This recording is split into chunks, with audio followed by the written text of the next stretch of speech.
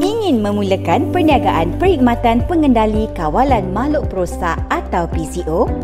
Video ini khas untuk anda. Aha, saya berminat untuk mengetahui dengan lebih lanjut.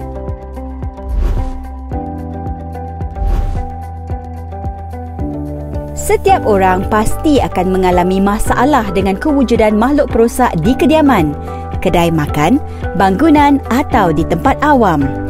Adakah anda ingin menjadi orang yang menamatkan kesengsaraan mereka dari gangguan makhluk perosak ini?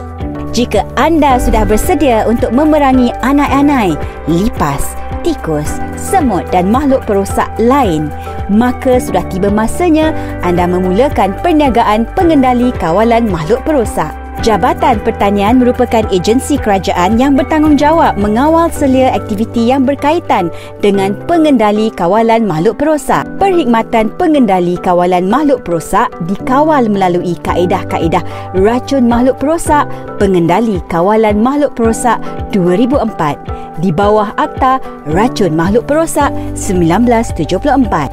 Seseorang yang ingin menjalankan pengendalian kawalan makhluk perosak ke atas harta orang lain bagi upah hendaklah mempunyai lesen yang dikeluarkan oleh Jabatan Pertanian.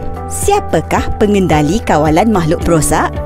Pengendali kawalan makhluk perosak adalah seseorang yang menjalankan tugas-tugas berikut: kawalan makhluk perosak rumah secara am, kawalan anai-anai dan organisma pemusnah kayu yang lain, kawalan rumpai awam secara am, kawalan makhluk perosak yang menjejaskan kesihatan awam.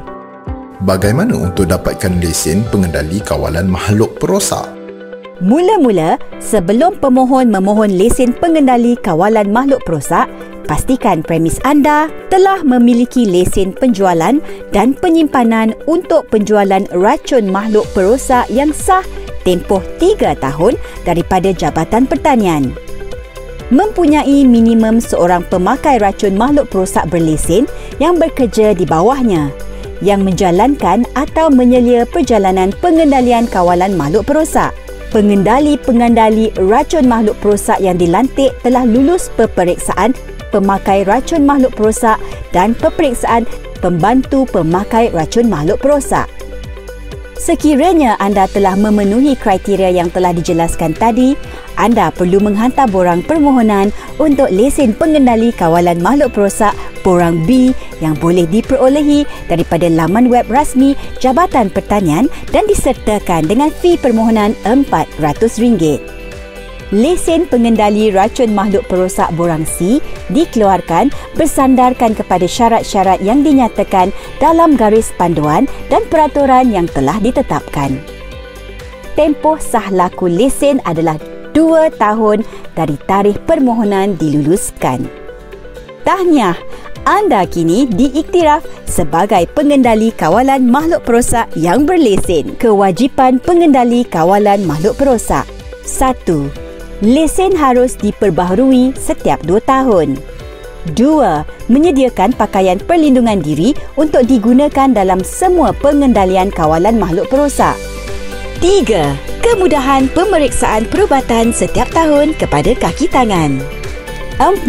Menyimpan rekod perkhidmatan kawalan makhluk perosak borang H. 5. Melaporkan sesuatu kemalangan melibatkan racun makhluk perosak kepada Lembaga Racun Makhluk Perosak menggunakan borang I dalam tempoh 7 hari. Sebarang kemusykilan dan pertanyaan, sila layari www.doa.gov.my.